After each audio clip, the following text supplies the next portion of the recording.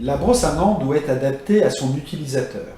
Pour les enfants, choisir une brosse à dents avec une petite tête et avec un petit manche, et pour les adultes, une brosse à dents classique. Dans tous les cas, la brosse à dents doit être une brosse à dents à poils souples, car les poils souples vont permettre une meilleure élimination de la plaque dentaire. Lors des mouvements de brossage, qui est un mouvement de rouleau qui va de la gencive vers la dent, les poils souples vont venir s'entrecroiser dans les espaces entre les dents et permettre d'éliminer cette plaque bactérienne. Si on utilise une brosse à dents avec des poils trop rigides et avec un mauvais mouvement, par exemple un mouvement horizontal, eh bien on va endommager la surface des dents et on va décapiter aussi la partie supérieure de la gencive. Le brossage doit donc être effectué obligatoirement avec une brosse à dents à poils souples. Pour garantir une bonne santé bucco-dentaire, il faut utiliser un dentifrice qui contient du fluor. Le fluor va permettre de renforcer la structure minérale de l'émail qui est la couche externe de la dent. La quantité de fluor présente dans le dentifrice doit être adaptée en fonction de l'utilisateur. Donc pour les enfants, il est indispensable d'utiliser un dentifrice enfant qui est plus faiblement dosé en fluor. Et pour les adultes, on peut utiliser n'importe quel type de dentifrice, mais il est indispensable qu'il y ait du fluor pour prévenir l'apparition et la formation des caries. Le brossage des dents est indispensable pour garantir une bonne santé bucco-dentaire. Le brossage des dents doit être effectué 2 fois par jour, matin et soir, pendant une durée de 2 minutes. Ce brossage doit être fait avec une brosse à dents souple et un dentifrice fluoré. Le brossage doit être méthodique. C'est pour ça qu'il est conseillé de suivre un parcours pour avoir un brossage ordonné et pour être sûr de ne pas oublier une seule surface dentaire. Le brossage se fait avec une brosse à dents souple par un mouvement de rouleau allant de la gencive vers la dent, du rose vers le blanc. On utilise une brosse à dents souple car les poils vont pouvoir pénétrer dans les espaces interdentaires pour éliminer la plaque dentaire qui s'y loge après chaque prise alimentaire. Le nettoyage des appareils dentaires amovibles est indispensable car les bactéries vont avoir tendance à coloniser la surface de résine de ces appareils amovibles. Le nettoyage des appareils dentaires doit être réalisé avec une brosse à appareil dentaire, qui est une brosse qui ressemble un peu à une brosse à dents, qui est avec des poils qui sont un petit peu plus rigides, et ce brossage se fait soit avec du savon, soit avec du dentifrice. Le conseil, quand vous nettoyez votre appareil dentaire, remplissez votre lavabo avec un petit peu d'eau, car si votre appareil tombe au fond du lavabo, il sera amorti par cette eau présente au fond du lavabo. Il est indispensable, je le répète, de nettoyer son appareil dentaire. Ce nettoyage doit être fait matin et soir. Si vous décidez de ne pas porter votre appareil dentaire pendant la nuit, il ne faut surtout pas laisser tremper votre appareil dans de l'eau, car le fait de laisser l'eau en contact de l'appareil va favoriser le développement des bactéries et cette prolifération de bactéries sur l'ensemble de votre appareil. Si vous ne le portez pas, conservez-le à l'abri au sec.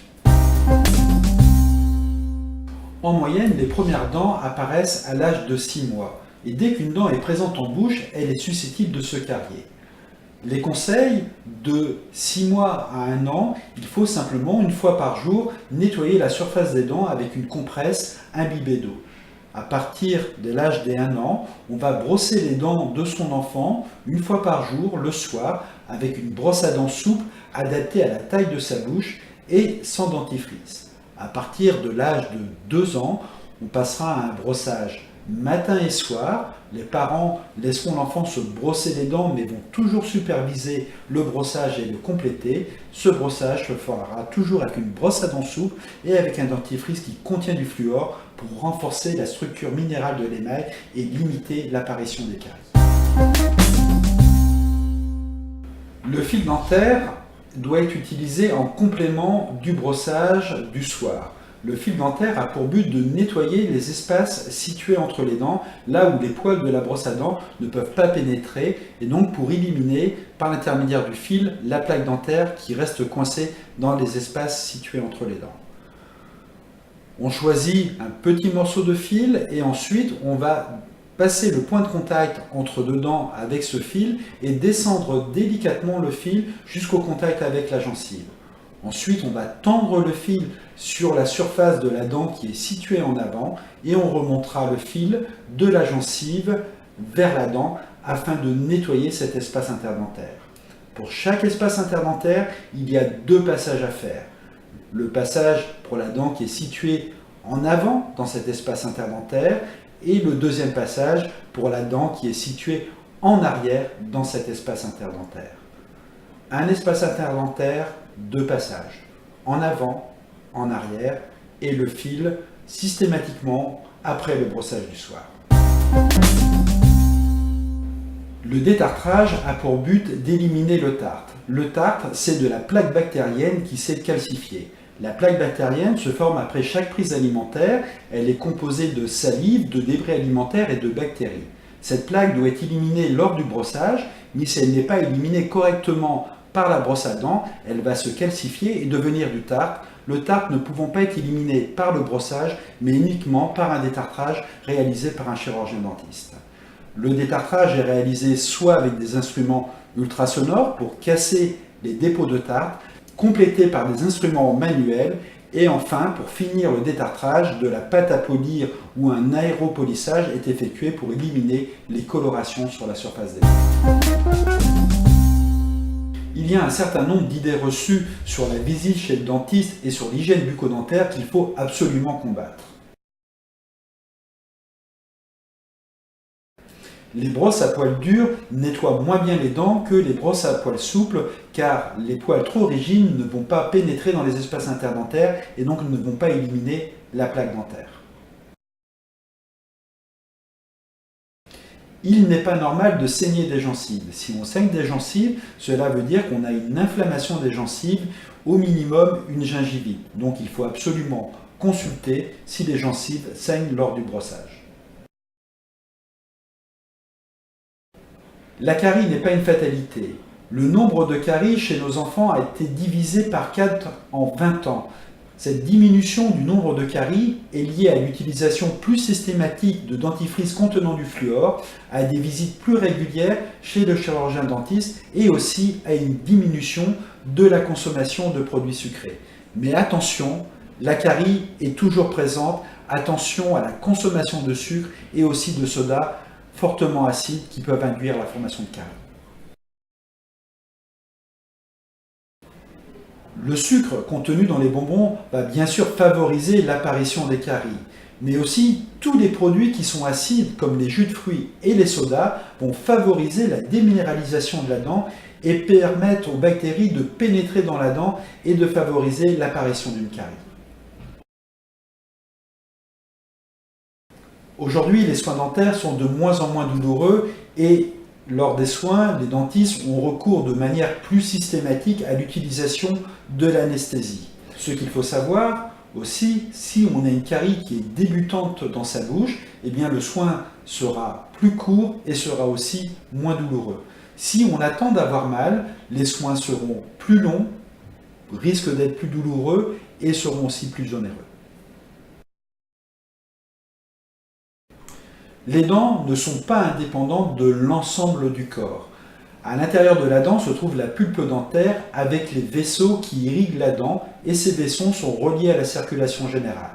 En conséquence, des bactéries présentes dans la bouche par l'intermédiaire de ces vaisseaux qui traversent la dent peuvent se retrouver dans l'ensemble de la circulation générale et venir se greffer sur le cœur, sur les articulations, sur les poumons, à vrai dire partout dans l'organisme. Il faut absolument soigner les dents de lait de nos enfants, car une carie sur une dent de lait est aussi douloureuse que sur une dent d'adulte, sur une dent définitive. Et si on ne soigne pas une carie sur une dent de lait, cette carie peut évoluer jusqu'à la formation d'un abcès qui peut avoir une incidence sur le bon développement de la dent d'adulte à venir. Il y a cet adage populaire, un bébé une dent. Le bébé n'est nullement responsable de l'apparition de caries chez la future maman. Cette apparition de caries est souvent liée à un changement dans le comportement alimentaire de la future maman avec une fragmentation des repas, donc une augmentation du grignotage, et souvent avec un grignotage avec des produits contenant le plus souvent du sucre. Il y a aussi les nausées et régurgitations que l'on constate au cours des premiers trimestres qui vont favoriser la déminéralisation de l'émail et favoriser l'apparition des caries. Il est absolument déconseillé d'utiliser du citron et du bicarbonate pour blanchir ses dents. Le citron, par son acidité, va déminéraliser l'émail, va donner une impression immédiate de dents plus blanches. Mais cette blancheur est liée au fait que l'émail va devenir plus fragile, plus crayeux, et donc il va y avoir une dissolution de l'émail, et l'émail ne repousse pas. Quant au bicarbonate, il permet d'éliminer les colorations qui sont déposées sur la surface de la dent, mais la poudre de bicarbonate est généralement avec des grains qui sont très gros et qui vont avoir un effet plus abrasif qu'un effet polissant. Utilisez des dentifrices blancheurs, il y a du bicarbonate, mais ce bicarbonate est micropulvérisé dans des grains beaucoup plus fins qui ne vont pas endommager la surface de l'émail. La mauvaise haleine, c'est ce que nous appelons, nous, l'halitose. L'halitose, contrairement à ce que l'on imagine, 80% des cas de mauvaise haleine ont une origine bucco-dentaire et simplement 5% des problèmes digestifs. La présence de cette mauvaise haleine est liée soit au fait qu'il y ait des caries dans la bouche ou soit des maladies gingivales, qui sont caries et maladies gingivales des réservoirs à bactéries qui vont fabriquer ces composés malodorants. Les bactéries aussi stagnent sur la surface de la langue et 80% des bactéries de la bouche sont présentes sur la surface de la langue. Et parmi ces bactéries, certaines synthétisent des composés volatiles sulfurés qui sont responsables de cette mauvaise haleine. Pour lutter contre cette halitose, cette mauvaise haleine, il est conseillé de se brosser la langue avec un appareil spécifique qui s'appelle une brosse à langue et d'utiliser des bains de bouche prescrits par votre chirurgien dentiste afin de lutter contre ce désagrément. La carie est une maladie infectieuse d'origine bactérienne qui va détruire l'émail et détruire la dentine qui est le tissu qui se trouve sous l'émail. Le dentiste, pour soigner une carie, va éliminer l'émail qui a été endommagé par les bactéries et éliminer la dentine qui est ramollie, digérée en partie par ces bactéries responsables des caries. Une fois l'ensemble du tissu carié éliminé, le dentiste va reconstruire la dent par l'intermédiaire de résines qui auront la couleur des dents. La carie est une maladie bactérienne infectieuse. Pour soigner une carie, le dentiste va éliminer l'émail qui a été endommagé par les bactéries, ainsi que le tissu qui est situé en dessous qui s'appelle la dentine. Avec les fraises, on va éliminer ce tissu qui est infecté par les bactéries et ensuite, cette cavité sera remplie par un matériau esthétique, le plus souvent des résines. Si la carie est très importante et touche la pulpe dentaire, là où se trouve le nerf de la dent, le chirurgien dentiste sera obligé de réaliser la dévitalisation de la dent. Après cette dévitalisation de la dent, il reconstituera la dent et souvent cette dent est plus fragile, il sera nécessaire de la couronner afin de limiter les risques de fracture de cette dent lors des efforts de mastication.